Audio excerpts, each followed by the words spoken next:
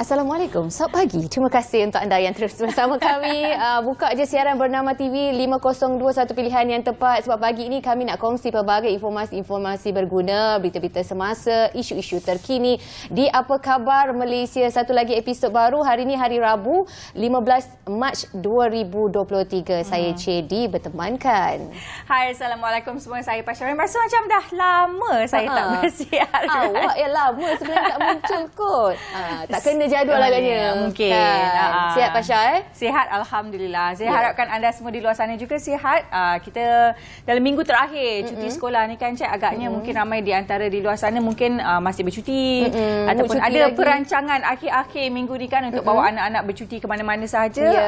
Asalkan selamat hendaknya semua. Ya, jaga diri masing-masing. Okey, apa yang akan kami kongsikan bersama-sama dengan anda? Berbagai topik menarik antaranya berkaitan dengan epilepsi, fakta dan mitos tentang epilepsi. Mungkin tanpa kita sedar, kita mempunyai epilepsi ataupun anda kini memang sedang melalui situasi epilepsi. Bagaimana solution ataupun langkahnya yang mungkin anda boleh tambah ilmu pengetahuan tentang epilepsi itu sendiri. Betul? Juga berkaitan dengan sambutan Hak Pengguna Sedunia 2023 dan ada program Gerak Rahmah 2023 Jom Ronda SRS.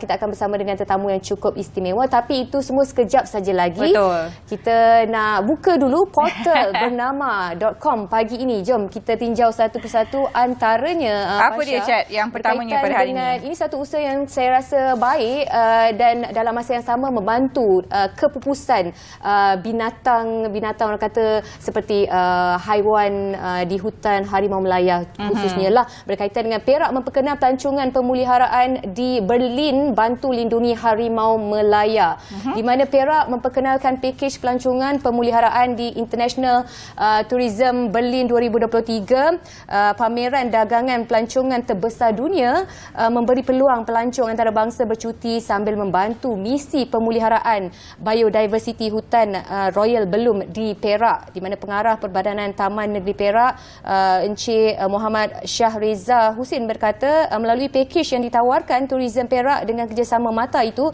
pelancongan dapat menyumbang terus kepada misi konservasi terutama misi melindungi spesies terancam harimau Melaya. Dalam usaha tersebut dibuat sebagai inisiatif bagi mengumpul dana untuk membiayai program Menrek, bermaksud orang di dalam dialek Jahai, iaitu pasukan peronda pelindungan hutan liar di Malaysia yang dianggotai 30 belia orang asli suku Jahai. Saya kira ini satu usaha yang baguslah, seperti yang saya katakan tadi. Ia bukan sahaja mempromosikan Perak di mata dunia ataupun di persada antarabangsa, malah dalam misi ini juga, misi pemeliharaan ini juga perlu kita ambil serius. Bukan sahaja individu, malah orang ramai rakyat Malaysia sendiri dalam menjaga biodiversiti hutan Malaysia kita agar haiwan-haiwan yang berada di hutan tidak terancam dan pupus. Betul tu, Chat. Dan lagi satu fakta mengenai harimau Melaya ni, sebenarnya antara spesies harimau yang hanya boleh didapati di semenanjung Malaysia sahaja. Jadi amat penting untuk kita menjaga supaya harimau Melaya ini tidaklah pupus di negara kita. Baik, kita teruskan dengan petikan berita yang seterusnya dari portal bernama.com. Selangor kini sedang mengenal pasti lokasi untuk membina ladang solar berskala besar. Ini adalah antara usaha untuk kita menghasilkan tenaga boleh diperbaharui dalam usaha kita untuk menangani masalah ataupun isu perubahan iklim. Jadi kerajaan negeri Selangor juga merancang untuk memasang panel solar di kolam-kolam yang terbiar dan juga di bangunan-bangunan yang tertentu, terutamanya di bangunan-bangunan kerajaan negeri. Jadi kerajaan Selangor selain itu sedang melaksanakan atau merancang untuk melaksanakan projek Waste to Energy di Jeram, Kuala Selangor dan di Tanjung 12, Kuala Langat, supaya sampah-sampah yang dibakar boleh menjana tenaga diperbaharui. Ini adalah antara usaha untuk kita menghasilkan ataupun antara hasil untuk pemulihan tenaga, di mana bahan-bahan buangan ini boleh menjadi ataupun boleh menghasilkan tenaga haba elektrik dan juga bahan api. Jadi ini antara jawapan pada soalan tambahan daripada Datuk Seri Muhammad Azmin berkenaan rancangan kerajaan negeri untuk menangani isu-isu perubahan iklim dan sebagainya dalam sidang Dewan Undangan Negeri. Baik, untuk lebih lanjut lagi berita-berita terkini bolehlah melayari portal bernama.com dan antara selain daripada itu, jika anda di luar sana mempunyai apa-apa informasi ataupun cadangan yang untuk anda hantarkan kepada kami, mungkin ada yang nak meluahkan hati dan perasaan juga, boleh emailkan terus ke akmbernama.tv@gmail.com. Anda tahu ada yang nak bertanyakan khabar ke, bolehlah kita berbalas email di situ ya, Chat. Itu semua akan pihak produksi ataupun produser kita akan uruskan nanti. Okey, apapun bercerita tentang perubahan iklim ni, cuaca kan, kita tahu di negara kita kebelakangan ini tidak menentu. Jadi pentinglah untuk kita ambil cakna tentang perubahan cuaca yang terkini. Apa kata kita tanya Jabatan Meteorologi Malaysia, apa cerita cuaca hari ini, bagaimana? Ada baik ke? Silakan.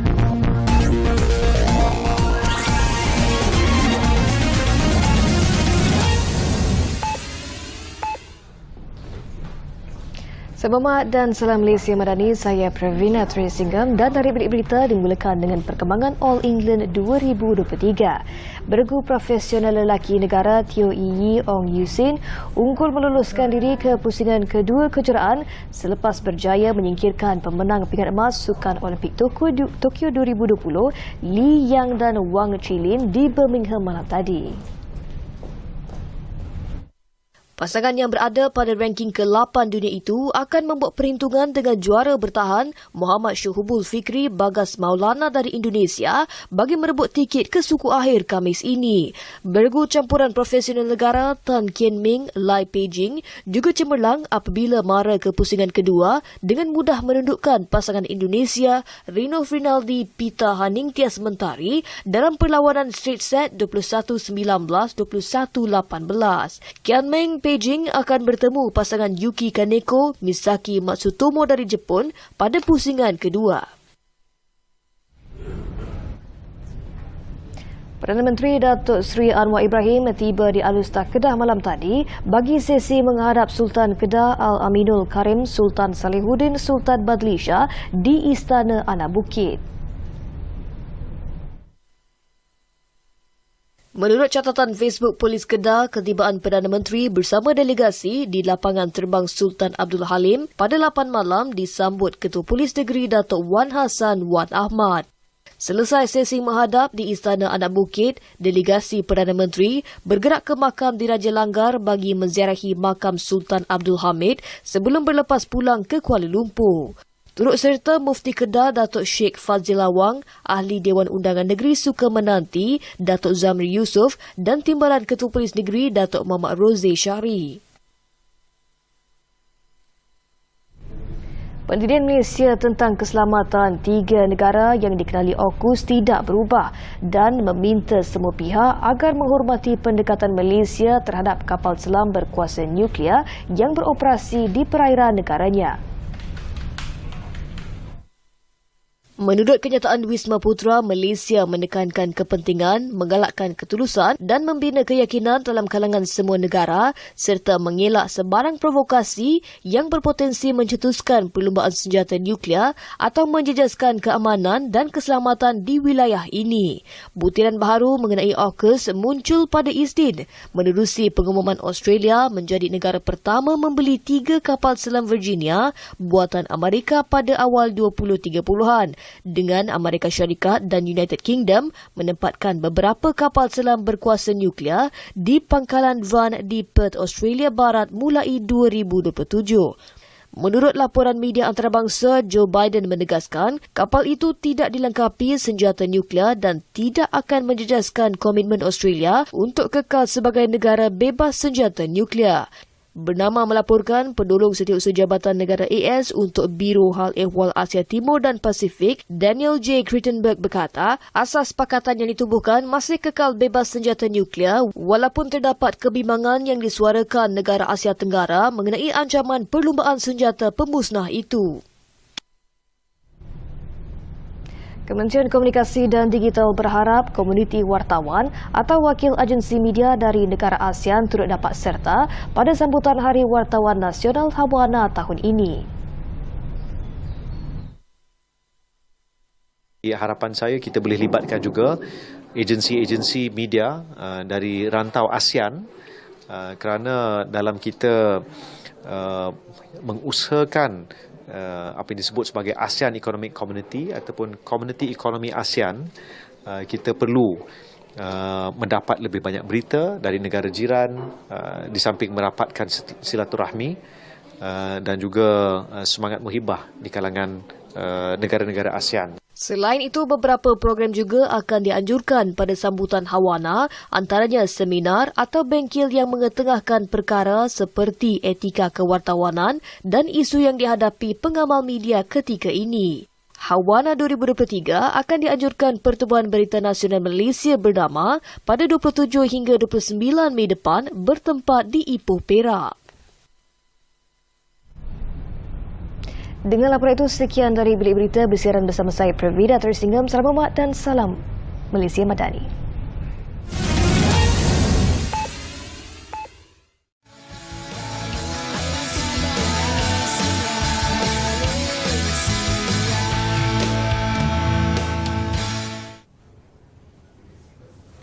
Baik, kembali bersama kami dalam Apa Khabar Malaysia. Jadi tadi Chat ada sebut-sebut hari ini antara pengisian penting dan juga rasanya sangat-sangat bermanfaat untuk kita semua tahu adalah penyakit epilepsi. Jadi kita akan membincangkan antara mitos-mitos dan juga fakta berkenaan penyakit epilepsi ini. Bersama kami pada hari ini Dr. Azmi Abdul Rashid, seorang pakar perunding neurologi dari Hospital Pakar KPJ Damansara. Assalamualaikum, selamat datang. Assalamualaikum. Terima kasih kerana meluangkan masa untuk bersama kami pada hari ini. Kita bercakap mengenai penyakit epilepsi ataupun juga dikenali sebagai penyakit sawan.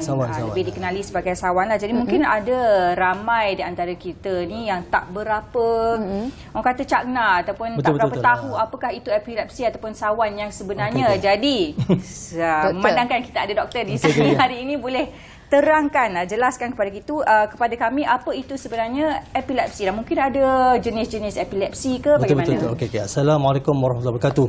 Terima kasih kerana menjemput saya lah ke Bernama TV kan untuk menceritakan tentang epilepsi. Okey, kalau sebelum kita bercerita tentang epilepsi ni, kita kena faham dalam fungsi otak kita ni dia ada gelombang. Baik. Gelombang di otak tu dia hanya kecil saja. So bila ada gangguan di otak menyebabkan gelombang tu terlalu tinggi, berlakulah sawan. Kita sebut sawan lah. Okey. Tanpa dapat dikawalkan oleh pesakit tu. Pesakit tu tak boleh kawal. Benda tu terjadi tanpa dia kawal, dia akan jadilah secara tiba-tiba. So bila gelombang tu terlalu tinggi, macam volcano eruption nak meletus, tanpa kawal, so dia akan menyebabkan gangguan fungsi otak lah. Okey. Itulah. So bila berlakunya sawan, berlaku serangan sawan tu, serangan pun ada beberapa jenis, tapi yang selalu kita dapat lihat ialah sawan yang besar tu. Maknanya pesakit akan jatuh, kejang, mata dia ke atas, air liur keluar. Itu adalah sawan yang besar lah, menyeluruh nama dia. Bila berlakunya tu, sebab tu gelombang yang terlalu kuat tu akan jatuhlah. Maknanya berlaku tu, sawan tu mungkin berlaku 1 minit. Ada juga sawan yang kecil. Yang mungkin ramai orang tak tahu. Dia akan tiba-tiba diam saja. Especially pada kanak-kanak. Dia dalam kelas tu tiba-tiba dia diam. 1 minit. Itu pun sawan Itu sawan. Nama dia absence. Absence seizure lah. Ada juga sawan yang dia myoclonus, dia macam ni. Itu pun jarang berlaku. Tapi yang lebih orang tahu sawan yang besar tu lah. Okey. Baik, mungkin antara simptom awal sebelum terjadinya sawan ataupun epilepsi ni, doktor. Okey, itu soalan yang bagus juga. Okey, kalau kita tengok 10 orang yang berlaku sawan ya. Okey. Sebelum saya cakap tu, sawan yang sekali tak semestinya dia dapat epilepsi. Okey. Mungkin untuk sekali dalam semua hidup. So kita tak panggil dia epilepsi. Tapi kalau sawan tu berulang-ulang, setiap bulan kena satu lagi. Sawan yang berulang baru kita panggil epilepsi. Okey, maknanya jika seseorang itu menghidapi atau terkena sawan itu lebih daripada sekali, maka dia boleh dikategorikan sebagai seorang pesakit epilepsi. Sebenarnya, doktor, apa simptom awal yang trigger sawan tu terjadi? Okey, itu soalan yang bagus. Okey, kalau kita lihat 10 orang, lebih kurang 3 orang ada punca. Ada punca dia kena sawan. Selalunya satu gangguan pada otak lah, sama ada perdarahan otak, stroke, jangkitan otak. Masa kalau kanak-kanak ada masalah masa lahir, jangkitan otak, ataupun dulu pernah ada barah otak kan. So dalam otak tu dah ada rosak ataupun dah ada bekas ataupun parut ya. Itu 30%. Tetapi 70% masih lagi kita kategorikan tidak kita ketahui ataupun unknown. Dan kemungkinan itu ada masalah genetik lah. Yang masih sekarang ni pun masih banyak research ataupun kajian telah dibuat. So 70% tu tanpa ada gangguan, ada kerosakan otak berlaku. Lebih pada kanak-kanak lah. I see. Okey, doktor. Jadi selalunya bila kita bercakap pasal sawan ataupun epilepsi ini adalah sebenarnya berlaku kepada orang-orang yang mungkin telah pun mengalami trauma ataupun kecederaan pada otak. Jadi macam mana untuk yang Dr. Mike sebutkan tadi, yang tidak ada apa-apa trauma ataupun kecederaan pada otak sebelumnya, adakah ia adakah ia satu macam dia disebabkan oleh genetik itu, ataupun mungkin ia adalah satu simptom yang di mana dia tak tahu dia ada kecederaan tapi sebenarnya ada. Okey. Yang 70% tu kebanyakannya kanak-kanak dia ada banyak jenis. Kalau kita sebut 10 pesakit tu, lain 10 orang lain jenis epilepsi, tak sama. Okey. Betul. So yang kebanyakan ni dia jadi dengan tiba-tiba. Maknanya kanak-kanak tu mungkin primary school, secondary school, tiba-tiba je dia kena sawan. Itu penyakit tu masih lagi dalam kajian, mungkin ada masalah genetik. Yang masih lagi tak dapat identify, tak dapat dikenal pasti. Tapi penyakit tu ada penyakit yang telah dikenal pastilah. Kan? Maknanya bila berlaku sawan, sama ada sawan yang besar atau sawan yang kecil tu, so parent, ibu bapa akan bawa ke jumpa doktor lah.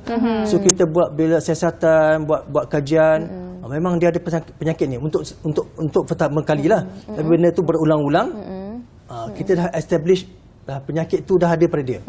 Okey, berdasarkan ataupun melalui pengalaman doktor sendiri untuk epilepsi ini, apa kaedah rawatan yang sesuai ataupun ubat-ubatan ataupun ada ke suplemen tertentu untuk merawat ataupun mengurangkan epilepsi ini? Okey, soalan. Okey, pertama kali kita kena pastikan itu adalah epilepsi. Ada juga penyakit lain yang macam epilepsi tapi bukan epilepsi. So sebagai doktor pakar, kena pastikan daripada informasi daripada parents dan sebagainya bahawa ini adalah epilepsi. Dengan kita buat scan, brain scan dan juga gelombang otak, namanya EEG, dan juga ujian darah lah. So ada juga yang parents tunjuk video kan. Itu membantu. Kalau video tu masa serangan tu doktor tengok, kita show ini adalah sawan. So, ada ke perbezaan doktor sebutkan tadi daripada observation dari video pun boleh mengenal pasti sama ada benda itu adalah epilepsi atau tak? Ada perbezaan dia, apa yang doktor nampak? Okey, memanglah bila kita daripada yang kita belajar, sawan ini rupa dia. Dia punya video dia. Video is the best maklumat. Kalau ada video, kadang-kadang bila panik ni tak ada video lah. Betul. Kadang-kadang ada CCTV. Dia orang tunjuk CCTV, doktor tengok few times, okay, ini bukan sawan. From our knowledge lah, our knowledge and experience, ini sawan, ini bukan sawan. Tapi apa yang membezakan antara sawan dan bukan sawan tu? Itu lebih agak detail lah. Dia punya, walaupun dia kejang, tak semestinya semua sawan. Sebab tu, knowledge untuk mengenal pasti sawan ni, dia kena banyak pengalaman dan pembacaan lah. Sebab tu kena jumpa pada yang pakar juga, betul, kena rujuk pada sebab mereka apa? yang betul. Bila kita pasti cakap epilepsi, dia impact pada pesakit dan parents. So kita nak kepastian. Macam juga kes mahkamah lah, kan? Sebelum hakim memutuskan satu keputusan, dia nak evidence, dia very strong evidence, kan? So as a doctor, kita sebut beyond reasonable doubt lah, mana ini betul sawan. Kalau tak pasti, jangan diagnose lagi. Baik doktor, ada tak kajian yang sahih menunjukkan sawan ni bukan penyakit keturunan? Okey, sebenarnya keturunan ni aja sebenarnya 5% je. Yang lain tu masih lagi itulah kategori yang genetik tu, yang masih lagi kajian. So seorang yang dapat epilepsi, yang akan turun ke keluarga dia, less than 5% je. So jangan risau pun, tak ada terlalu semua epilepsi akan turun kepada generasi akan datang. Baik, kadang-kadang ada kita terpandang yang terkena sawan ni berbuih mulutnya. Itu sebenarnya terjadi? Itu memang antara faktor yang confirm lah. Itu adalah sawan yang besar tu lah. Kenapa ada keluar buih di mulut? Buih tu sebab dia punya, bila dia kena sawan yang generalized seizure tu, dia akan berhenti bernafas, dia akan pernafasan dia keluar. Bila pernafasan dia macam terkeluar, exhale tu, buih-buih dia semua akan keluar lah. Doktor, antara mitos lah untuk penghidap epilepsi ni adalah mereka tidak boleh menjalankan kehidupan seperti normal, tak boleh bawa kereta dan sebagainya. Pandangan doktor sendiri, adakah itu benar ataupun tidak? Kalau 10 orang, saya selalu cakap 10 orang epilepsi, 60% ke 70% akan terkawal dengan ubat. So yang 70% tu sebenarnya kalau mereka makan ubat, mereka boleh hidup semacam biasa, macam orang biasa, tetapi dengan ada beberapa kawalan ataupun penjagaan lah. Contohnya kalau sawan dia waktu malam saja, dia boleh bawa kereta. Ada sawan hanya berlaku waktu malam. So kalau dia siang dia bawa kereta, dia boleh bawa kereta. Itu boleh. Ada hantar mitos yang kata sawan tu adalah buatan orang, bukan. Itu silap. Sawan itu kata tak boleh ada keluarga, silap. Ada juga pesakit saya yang boleh mengandung. So yang kata tak boleh tak boleh mengandung, silap. Boleh ada keluarga, boleh. Pesakit epilepsi yang tak boleh kerja pun silap. Kalau mereka terkawal, mereka ada education yang bagus, dan orang epilepsi ni lebih rajin sebenarnya. Jadi penghidap epilepsi ni sebenarnya masih boleh ada quality of life boleh. Tetapi kena berjaga-jaga. Ada juga kes-kes yang ada epilepsi, ayalah masalah transport kan. Bila dia ada epilepsi, dia masih lagi bawa kereta, bawa motorbike. Memang risiko tinggilah untuk dia. Kecederaan kita dengar beberapa berita yang orang aksiden rupanya dia epilepsi, meninggal. Ataupun dia bawa kereta, dia epilepsi, dia langgar orang. Itu kan bahaya. Itu antara education yang masih lagi memerlukan, sebab masalah bekerja kan, mereka perlu bekerja, mereka perlu pergi ke tempat, pergi ke kerja. Bagaimana? Betul. Untuk pengambilan ubat-ubatan khususnya kepada pesakit epilepsi ni, adakah perlu dan pentingnya untuk merujuk pada yang pakar? Jangan semudahnya. Selalunya kalau kanak-kanak, pakar kanak-kanak. Kalau dewasa, selalunya pakar neuro lah. Memang kena makan ubat. Ubat ini kena makan hari-hari untuk mengelakkan sakit itu berlaku. Dan kena makan sekurang-kurangnya 2 tahun. Minimum 2 tahun. Tapi lepas 2 tahun, kalau sawan itu tidak berlaku, kita boleh berhentikanlah. Tetapi kalau ada parut di otak, contohnya bekas operation, bekas kecederaan, so ubat tu is lifelong lah. Okey. Doktor, adakah penyakit ataupun penghidap epilepsi ini adalah ia sesuatu condition yang permanent di mana dia akan menghidap sawan itu seumur hidup ataupun boleh dipulihkan Boleh dengan dirawat. rawatan dan ubatan bagus soalan. sebenarnya? So as I said, 50% ke 60% yang especially yang kanak-kanak yang tidak ada kecederaan otak semua, IQ bagus, semua belajar bagus, mereka kena sawan. Selepas 2 tahun tak ada sawan, ada peluang untuk mereka berhenti ubat tu. Itu yang isu genetik tu yang kemungkinan boleh cure lah. Okey. So ini adalah untuk kes-kes epilepsi ataupun sawan yang berlaku pada umur yang muda untuk kanak-kanak yang tiada kecederaan ataupun trauma pada otak. Dan IQ bagus, boleh tidak ada family history sebagainya, ada peluang untuk dia berhenti ubat tu selepas 2 ke 3 tahun. Baik, doktor, sebagai contoh, kalau kita mungkin mempunyai penyakit yang bukan epilepsi, kita akan mengamalkan gaya hidup yang sihat, contohnya bersenam dan sebagainya. Tapi untuk pesakit epilepsi ini sendiri, ada tak rawatan kendiri ataupun apa yang sesuai untuk mereka kurangkan sendiri Betul-betul, soalan bagus. daripada untuk pulih daripada epilepsi ini? So, especially yang kanak-kanak dewasa pun ada juga epilepsi. So mereka satu kena makan ubat setiap hari. Dan untuk mengelakkan bila perkara nak mengelakkan sawan tu berlaku, satu kalau kurang tidur, so kena cukup tidur. So pada kanak-kanak kadang-kadang kena tidur cukup, pukul 10, pukul 12 kena dah bertidur. Dan juga tidak boleh terlalu tengok skrin terlalu lama. Sekarang ni kan gadget ni memang saya tengok tidak satu kesihatan yang so kena berhenti setengah jam 1 jam berhenti kalau boleh kawal lah. Dan juga kurangkan stres kalau boleh. Dan juga kalau di negara-negara barat tu kita advisekan cuba elakkan minuman keras lah.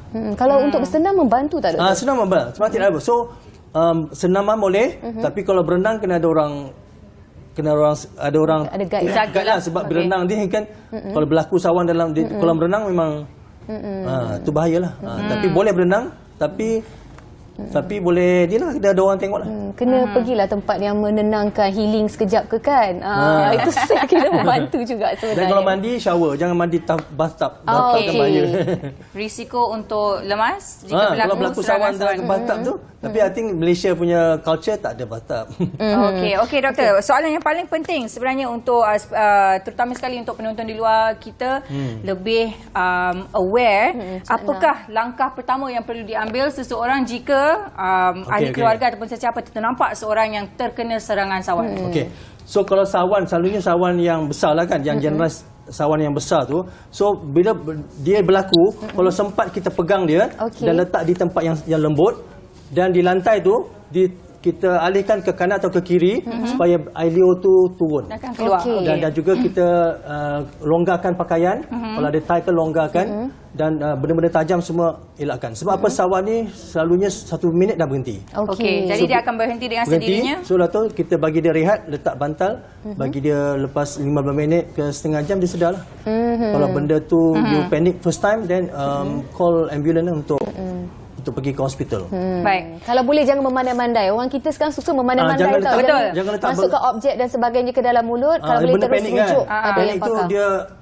Dia tak tapi kau boleh jangan letak benda lah. Jangan letak apa-apa dalam mulut pesakit dan juga jangan bagi minuman ataupun apa. Betul. Sebab dia tu, dan kita berhenti dia pun dia tak boleh kawal. Dia tak boleh you stop. You cannot stop the seizure. Benda tu di otak. Tapi kadang-kadang mulut tu tak boleh terbuka. Orang kata kancing gigi. Kejang, betul.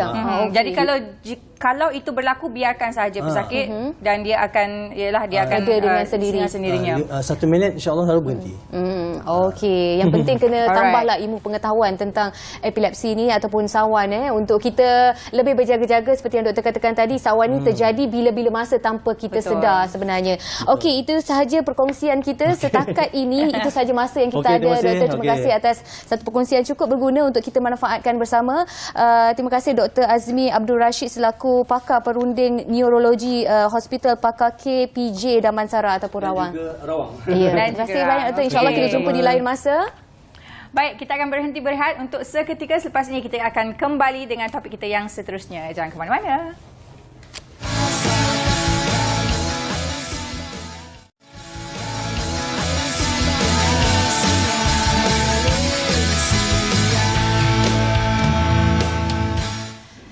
Ya, kembali bersama kami di Apa Khabar Malaysia. Satu lagi topik yang akan kita bincangkan, kita santai hari ini. Kita akan terlibat sama mungkin dalam sambutan Hari Hak Pengguna Sedunia 2023. Mungkin anda kena ambil tahu lebih sikit tentang hak pengguna. Ramai di kalangan masyarakat kita yang tak sedar dan cakna tentang hak pengguna itu sendiri. Dan untuk pengetahuan anda, hak pengguna ini merupakan satu peraturan yang dicipta oleh kerajaan sendiri dalam menjaga hak dan juga kepentingan masyarakat ataupun rakyat Malaysia sendiri.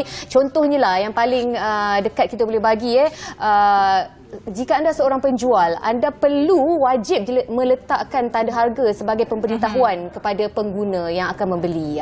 Itulah seberingkas, dan kita akan mengetahui dengan lebih lanjut tentunya pagi ini bersama tetamu yang cukup istimewa. Silakan Pak Syed. Baik, bersama kami di studio pada hari ini adalah Profesor Datuk Dr. Marimutu Nadasen, merupakan Presiden Gabungan Persatuan-Persatuan Pengguna Malaysia. Selamat datang ke Apa Khabar Malaysia pada pagi ini untuk kita membincangkan soal-soal dan juga hak-hak yang melibatkan hak-hak pengguna sempena sambutan Hari Hak Pengguna Sedunia. Okey. Jadi Datuk, untuk kita mulakan perbincangan kita pada hari ini, menurut pandangan Datuk sendiri, sejauh manakah Datuk merasakan pengguna-pengguna di Malaysia ini celik mengenai hak-hak pengguna mereka, hak-hak pengguna, kerana kita semua adalah pengguna.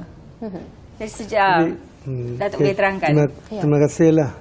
Selamat Hari Pengguna Malaysia. Bukan Hari Pengguna Malaysia, Hari Hak-Hak Pengguna Malaysia dan juga seluruh dunia. Okey. Kalau kita lihat tahap kesedaran para pengguna di negara ini, saya boleh memberikan, sebab FOMCA dah wujud 50 tahun yang lebih. Tahap kalau kita nak katakan, kita boleh bagi peratusan 80%. Ini berdasarkan dua perkara. Kerana setiap hari, setiap tahun kami menerima hampir 50,000 aduan di Pusat Khidmat Aduan Pengguna Nasional di bawah FOMCA. Itu yang pertama. Yang kedua, kita kena harus faham, iaitu kita mempunyai banyak saluran-saluran untuk menyelesaikan masalah. Macam contoh, kalau isu-isu insurans dan perbankan, OFS, Ombudsman for Financial Services. Dan kemudian untuk perumahan, Tribunal Perumahan. Kalau isu-isu kepenggunaan, Tribunal Pengguna. Dan begitu juga dengan lain-lain isu. Jadi dah ada banyak saluran. Dan pengguna-pengguna sekarang dah pandai, dah cerdik. Sebab mereka tahu kalau sesuatu penipuan telah berlaku, mereka tahu mana saluran tempat yang betul saluran yang mereka nak mengadu. Jadi saya rasalah, jadi kesedaran memang ada. Tetapi yang tak kena ialah sebab kadang-kadang, sebab mungkin you punya kerugian RM20, RM30, you cakap saya tak ada masalah, saya tak nak komplain dan sebagainya, atau tak nak mengadu. Tetapi kita kena faham, kita harus menjadi seorang pengguna yang agresif untuk mengadu. Baru sesuatu tindakan dapat dilakukan dan para penjual ataupun peniaga akan bukan saja takut, akan berasa mereka tak nak masalah dengan pengguna. Tapi itu bagus sebenarnya Pasha, untuk mereka yang stand for their right. Itu bagus. Tapi untuk mereka yang macam Datuk katakan tadi, tutup mata sebelah aja, malas nak fikirkan, terlalu memandang enteng, walaupun pelbagai promosi yang telah dilakukan oleh kerajaan, badan NGO dan juga FOMCA sendiri. Bagaimana komen Datuk tentang perkara ini? Mereka yang ambil macam melepaskan batuk di tangga sahaja. Kita kena faham, sebab kalau kita membeli sesuatu barangan, itu adalah duit kita. Hak kita kerja untuk mendapat pendapatan untuk membeli sesuatu barangan ataupun perkhidmatan. Kalau kita tak nak menggunakan kuasa kita yang sedia ada untuk mendapatkan hak-hak untuk ganti rugi dan sebagainya, kita memang akan rugi. Dan peniaga pun akan terus mengambil kesempatan. Macam contoh, kalau saudara-saudari beli dalam online, barangan yang ditunjuk dalam internet ada sesuatu, tetapi yang sampai rosak. Kadang-kadang kita malas untuk berinteraksi, untuk menyelesaikan masalah kita. Tetapi kita harus faham, kita harus berdegil lah, saya kata, untuk menyelesaikan masalah kita supaya hak-hak kita dipertengahkan untuk mendapat keadilan yang sepatutnya kita dapat. Sebab Tapi kadang-kadang, okey, contohnya RM20. Kalau rakyat Malaysia ada 34 juta. Banyak dah tu, RM20 kali 34 juta tu kan. Baik Dato', mungkin antara salah satu penyebab lah yang ramai pengguna mungkin ambil ringan isu ini kerana mungkin mereka merasakan bila kita dah membuat satu laporan, contohnya tiada penguatkuasaan ataupun tak ada tindakan yang diambil. Jadi mereka rasa macam tak apalah, kita komplain pun tak ada apa yang jadi. Jadi komen Datuk sendiri mengenai perkara ini. Kalau Mungkin apa itu yang saya salah satu nasihatkan, sebab juga. kalau you mengadu, you tak dapat apa-apa feedback, you kena terus mengadu. Okey. Baru pihak yang di sebelah sana yang bertanggungjawab untuk menyelesaikan masalah, mereka akan tahu iaitu pengguna ini adalah seorang pengguna yang konsisten. Bila konsisten, penyaga, mungkin pengusaha-pengusaha barangan yang lain ataupun sesiapa saja tidak akan mengatakan mereka buat tak tahu. Tapi mereka akan mengambil tahu untuk menyelesaikan masalah. Sebab you kena faham, kalau sekarang dunia ni adalah dunia social media. Sesuatu keluar di dalam social media dah viral. Dah viral, benda tu betul atau tak betul second question. Tetapi dah viral. Bila dah viral, you untuk memberikan gambaran, you akan mengambil masa yang lama. Jadi nasihat saya kepada peniaga di luar ataupun pengusaha atau sesiapa saja, berwaspadalah. Sebab sekarang adalah dunia it's online, it's internet, it's borderless. You boleh macam you boleh berada di negara China, you boleh komplain di sini. So jadi you tak boleh lari. Okey, kita sentuh tentang trend viral ni kan. Kadang-kadang itu salah satu sebab sebenarnya bila kita dah buat aduan kepada pihak berwajib tapi tak ada tindakan yang diambil oleh pihak berwajib, maka viral lah perkara tersebut. Betul. Adakah trend ini Datuk kira bagus? Bagaimana Datuk? Kalau kita lihatlah, kalau you dah mengadu secara saluran yang tepat dan tak ada jawapan, maka apa pilihan yang saudara dan saudari ada? Jadi kita kena buat sesuatu untuk mendapat perhatian. Untuk mendapat perhatian, sekarang kita boleh lihat banyak aktiviti yang mereka buat. Banyak agensi buat aktiviti mereka, banyak pengguna pun buat aktiviti mereka. Jadi untuk mendapat perhatian ini daripada pihak-pihak tertentu, kita harus berdegil untuk mendengarkan pertanyaan kita atau persoalan kita.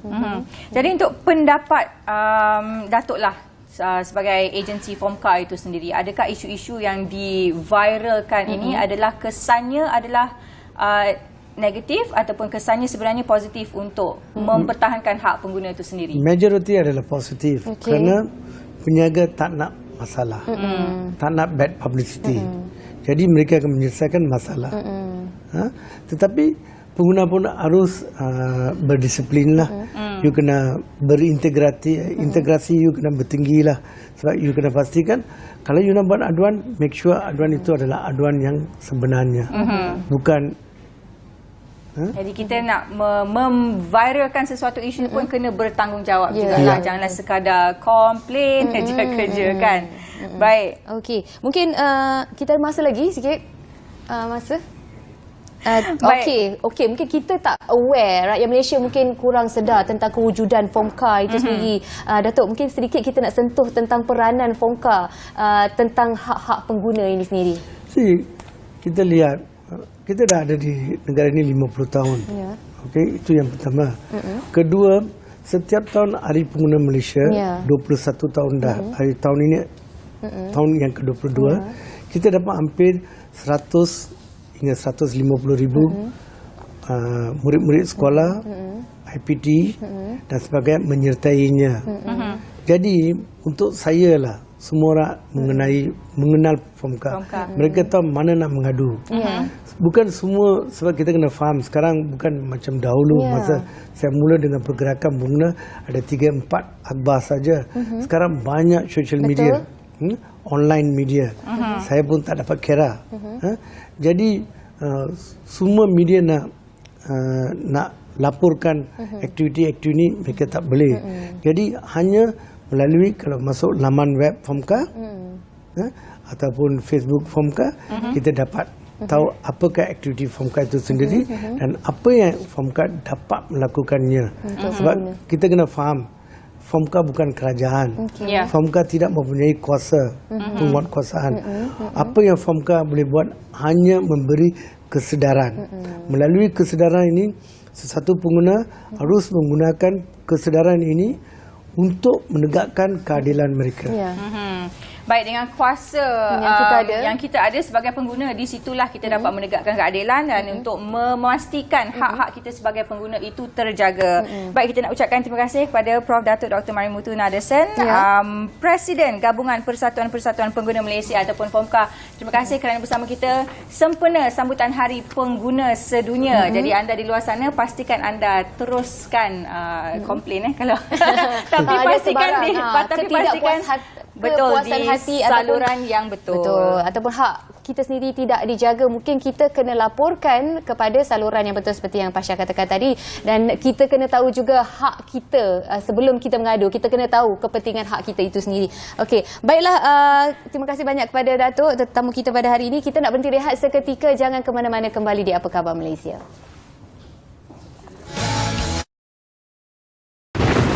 Persediaan sebelum menghadapi banjir. Peka terhadap amaran banjir. Simpan dokumen penting dan sediakan beg kecemasan. Bersedia untuk berpindah sekiranya diarahkan pihak berkuasa. Langkah-langkah dilakukan semasa banjir. Dapatkan maklumat situasi terkini daripada sumber yang sahih. Berpindah segera apabila diarahkan. Jangan sentuh mana-mana peranti elektrik dalam keadaan basah. Jangan cuba harungi air deras. Langkah-langkah dilakukan selepas banjir.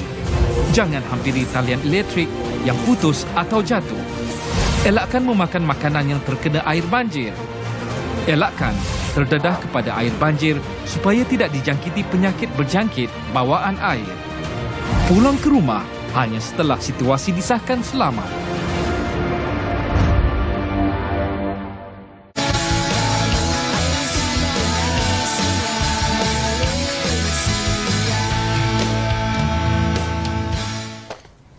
Masih lagi bersama kami. Terima kasih kerana setia dalam Apa Khabar Malaysia. Di segmen kita yang terakhir, kita akan bercakap mengenai program Gerak Rahmah 2023, iaitu Jom Ronda SRS. Apa tu SRS, Cak? Sistem Ronda Sukarela.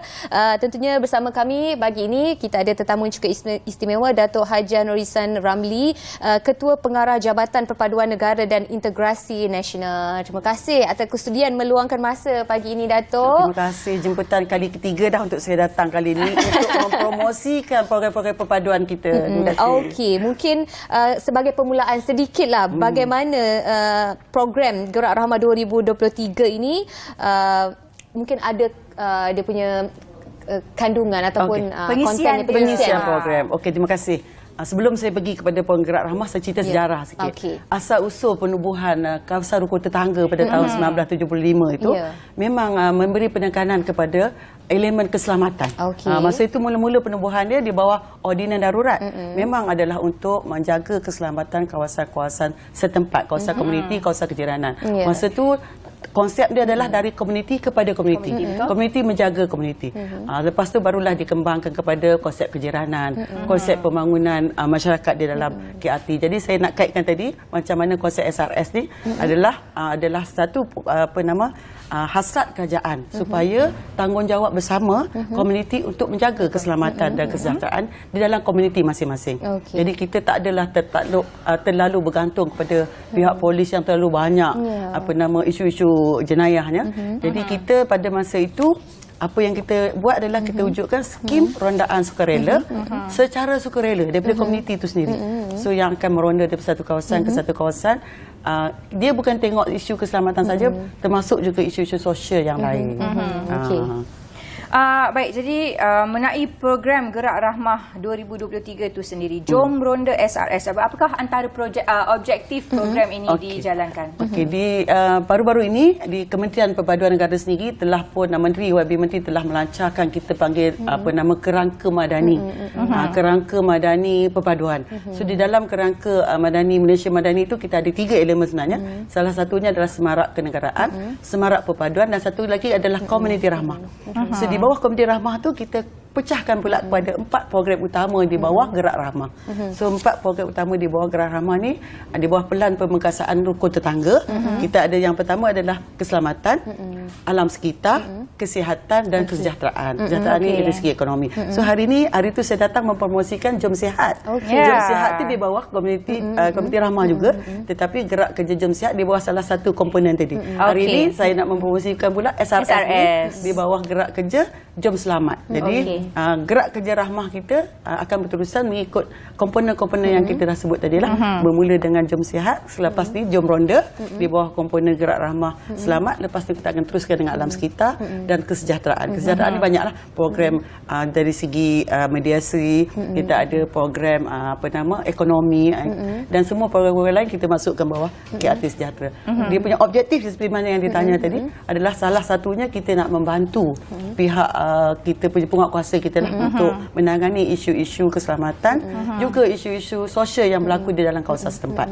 Yang kedua, kita juga masa pandemik dulu kita dah hentikan sekejap rondaan sebab tak dibenarkan. Jadi sekarang kita nak menggalakkan semula. Menggalakkan semula kita punya kawasan komuniti rukun tetangga supaya bersama-sama menggalakkan semula dia menyertai semula kita punya skim rondaan sukarela. Tapi kalau kita nampak di sini antara salah satulah mungkin dari program Jom Ronda SRS dan juga rukun tetangga ni, dia sebenarnya merapatkan lagi silaturahim antara ahli-ahli dalam sebuah komuniti itu. Bila satu komuniti itu lebih rapat dan kita lebih kenal antara ahli komuniti kita, maka komuniti itu lebih terjaga. Dan saya kira penting sebenarnya dan bagus program SRS ini diadakan, tidaknya memberi kesedaran juga kepada masyarakat tentang pentingnya ada rukun tetangga dalam kita susah ataupun kita melalui saat-saat yang tidak diduga. Rukun tetangga inilah yang akan datang membantu. Tapi yang paling dekat dengan kita. Betul. Tapi kita tak boleh menidakkan masih lagi terjadi kes jenayah yang sering berlaku, yang mana menyebabkan masyarakat juga tidak selamat, rasa tak tenteram. Jadi usaha daripada program ini mungkin apa langkah-langkah ataupun usaha yang dijalankan untuk menangani isu sebegini? Kita di peringkat jabatan dan juga di peringkat Kementerian Perpaduan Negara sendiri, kita ada collaboration dengan banyak pihak. Yang pertama, bila kita wujudkan skim rondaan sukarela ni, pihak yang paling banyak kolaborasi ataupun bekerjasama kita PDRM lah. Kita ada juga Yayasan Pencegah Jenayah NCPF. Kita ada AADK. AADK ni adalah bersama tak semestinya keselamatan tapi isu-isu sosial tadi. Kita akan bersama juga dengan MKN, Majlis Keselamatan Negara. Kalau tengok tadi saya meronda bersama-sama, kita akan ikut sama, kita akan turun meronda. Kita bukan saja berjalan dari satu kawasan ke satu kawasan. Sekiranya dalam kawasan itu kita nampak apa-apa yang mengelirukan ataupun kita nampak something yang jadi kita akan terus berhubung dengan pihak keselamatan lah, pihak polis. Dan selalunya masa kita meronda, pihak polis join sama kita. Dan PBT juga join juga, sebab kalau di kawasan taman perumahan di bawah kawasan pihak berkuasa tempatan, dia akan turut serta. Dan sekiranya semasa rondaan itu kita bukan saja macam tadilah kita mengeratkan silaturahim, tapi sekiranya adalah anggota-anggota kita, anggota SRS kita yang dalam keadaan uzur, kita akan bersinggah untuk bertanya khabar. Selain itu kita akan bagi juga bantuan sumbangan, kita panggil ziarah rahmah lah. Jadi kita mengambil berat dalam komuniti itu. Jadi kita sambil meronda, sambil menyantuni penduduk-penduduk yang ada di sekitarnya lah. Jadi sila. Mungkin melalui pengalaman Datuk sendiri, bagaimana gerakan dari peringkat negeri pula, Doktor? Kita di peringkat, kita ada di setiap negeri dan daerah dari Jabatan Perpaduan. Jadi pada kali ini kita nak buat program kita pada kali ini adalah kita nak buat serentak seluruh negara. Maknanya tapi akan dirasmikan di Perak. Salah satu KRT kita offer untuk jadi tuan rumah, iaitu KRT Manjung Point di Perak, dan insya-Allah akan turut disertai oleh Menteri Besar kita sendiri. Dan Ketua Polis Negeri pun akan join sama, AADK akan join sama, pihak bomba pun akan join sama. So antara antara aktiviti-aktiviti kita di peringkat negeri dan peringkat daerah, kita nak beri kesedaran kepada masyarakat setempat. Kita akan bagi taklimat keselamatan.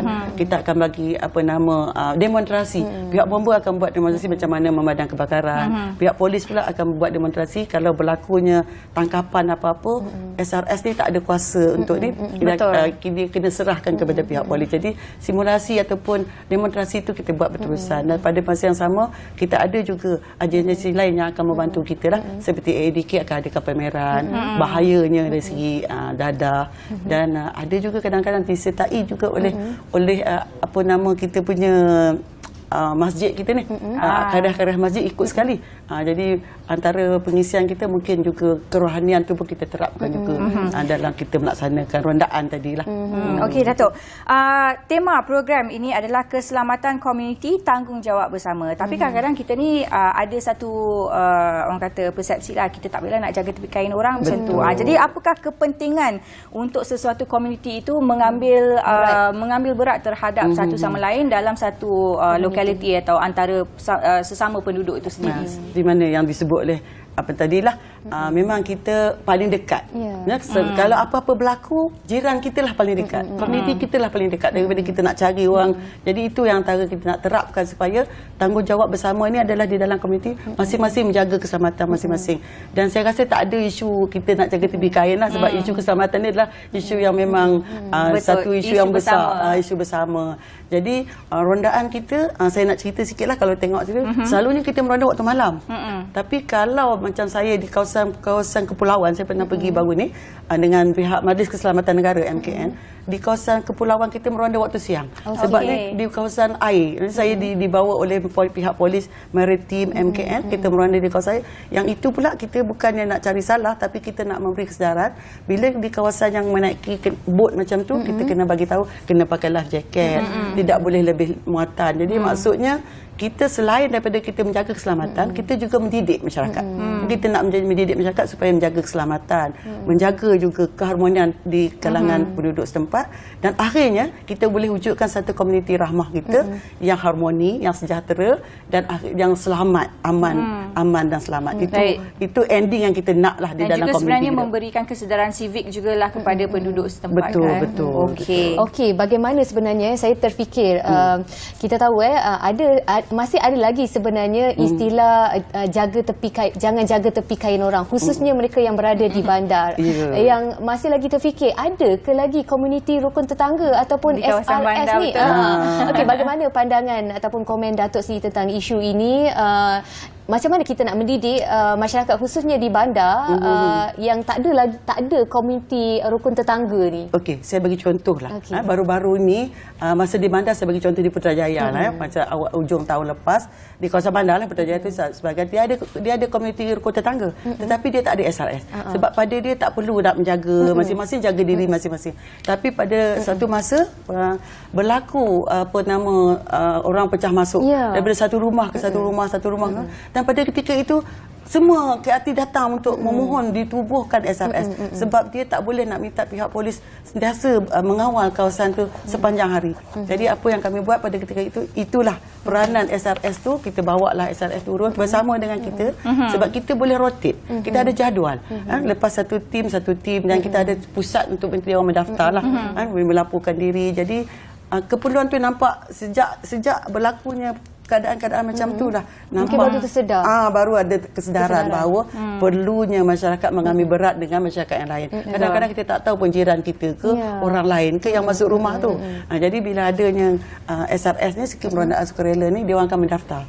Dia orang pun tahu ini rumah siapa, owner dia siapa, penduduk siapa. Jadi itulah nampaknya satu yang baik lah saya nampak. Okey Datuk, kita nak tanya soalan yang terakhir ni. 17 hari bulan Mac kita ada Jom Ronda yang akan diadakan serentak seluruh negara secara besar-besaran. Mungkin Datuk boleh jelaskan mengenai program itu. Okey, kita ringkas saja. Okey, saya nak memohon kerjasama semua untuk menyertai lah, sama-sama join kita untuk Jom Ronda pada 17 Mac yang kita akan lancarkan seluruh negara.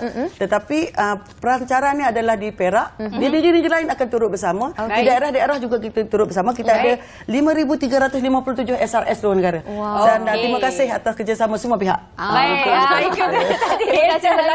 Sepantas kilat Datuk. Kesuntukan masa di hujung rancangan Apa Khabar Malaysia. Sekali lagi terima kasih kepada Datuk Norisan Ramli, Ketua Pengarah Jabatan Perpaduan Negara dan juga Integrasi Nasional, bercakap mengenai program Gerak Rahmah 2023 Jom Ronda SRS. Jadi kepada anda semua di luar sana, kita jagalah sesama kita, komuniti keselamatan dan juga kesejahteraan bersama. Baik, kita harapkan juga program ini berjalan seperti yang telah pun dirancang. Okey, baiklah.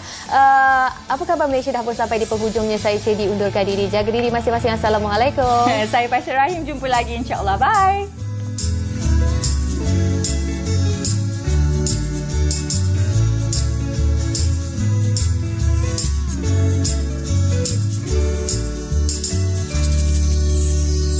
Senyum segar di pagi hari.